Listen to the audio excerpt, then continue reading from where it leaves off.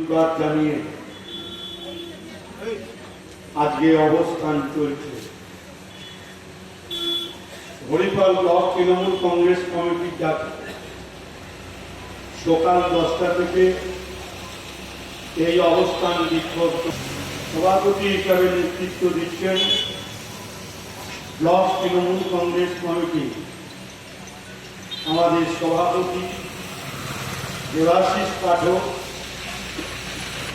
আমাদের জেলা পরিষদের কর্মাধ্যক্ষ নিখিল পাত্র মহাশয়, জেলা পরিষদের সদস্য ফেরদৌসী বেগম। আসামিদের যেন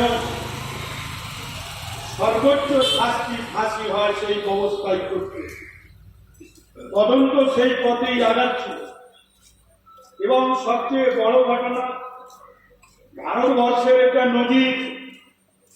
ভারতবর্ষের অন্য রাজ্যে, বিশেষ করে বিজেপি শাসিত রাজ্যে এইরকম ঘটনা প্রায় প্রতিদিনই ঘটে।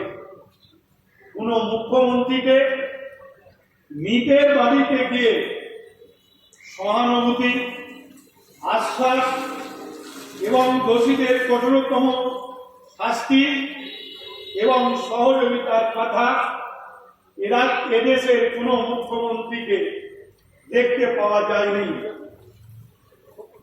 আজকে ঘটনার পর থেকে ঘোলা জলে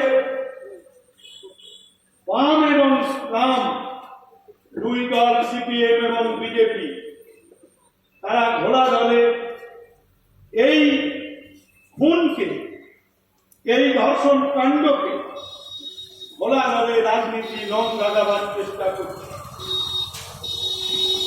আমরা একদিকে যেরকম এই ঘটনায় সমস্ত দোষীদের চূড়ান্ত শাস্তি, ফাঁসির দাবি যেরকম আমরা রাখছি, এবং এই ঘটনায় আরো যারা যুক্ত রয়েছে তাদের খুঁজে বার করে উপযুক্ত শাস্তির দাবি মুখ্যমন্ত্রী যেরকম জানাচ্ছেন আমরাও জানাচ্ছি। আপনারা জানেন যে মুখ্যমন্ত্রী বলেছিলেন রাজ্য পুলিশ যদি সময়সীমার মধ্যে তারা এর উপযুক্ত ব্যবস্থা না নিতে পারে তাহলে এই কেসকে সিবিআই এর হাতে তুলে দেওয়া হবে, তাতে আমাদের কোনো আপত্তি নেই। তিনি সিবিআই এর হাতে তুলে দেওয়ার আগে হাইকোর্টের নির্দেশ দিয়েছেন সিবিআই তদন্ত করতে।